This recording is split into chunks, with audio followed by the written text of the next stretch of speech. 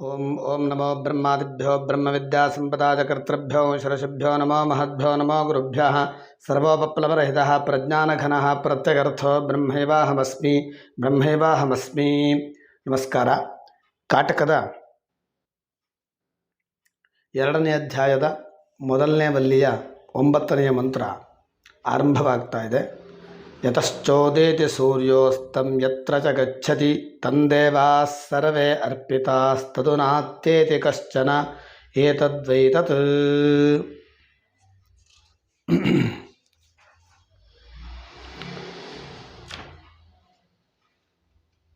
ಯಾವ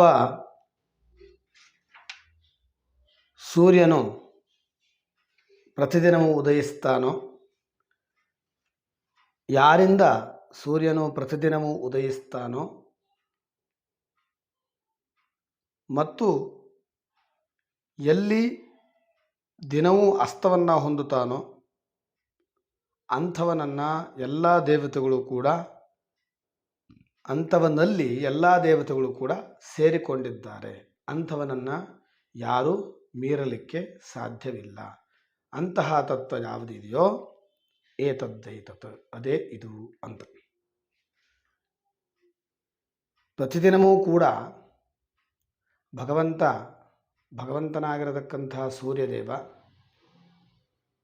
ಯಾವನಿಂದ ಉದಯಿಸ್ತಾನೋ, ಅಂದರೆ ಯಾವ ತತ್ವದಿಂದ ಉದಯಿಸ್ತಾನೋ ಮತ್ತು ಯಾವ ಆತ್ಮತತ್ವದಲ್ಲಿ ಅಸ್ತವನ್ನು ಹೊಂದುತ್ತಾನೋ ಅಂತಹ ಆತ್ಮತತ್ವವನ್ನೇ ಎಲ್ಲ ದೇವತೆಗಳು ಕೂಡ, ಸೂರ್ಯಾದಿ ಎಲ್ಲ ದೇವತೆಗಳು ಕೂಡ ಸೇರಿಕೊಂಡಿದ್ದಾರೆ. ಅಂತಹ ಆತ್ಮತತ್ವವನ್ನು ಯಾರೂ ಮೀರಲಿಕ್ಕಾಗೋದಿಲ್ಲ. ಅಂತಹ ತತ್ವ ಏನಿದೆಯೋ ಅದೇ ಇದು ಅಂದರೆ ನಚಿಕೇತ ಕೇಳಿರತಕ್ಕಂತಹ ತತ್ವ ಅಂತ ಈ ಮಂತ್ರ ಹೇಳ್ತಾ ಇದೆ. ನಮಸ್ಕಾರ.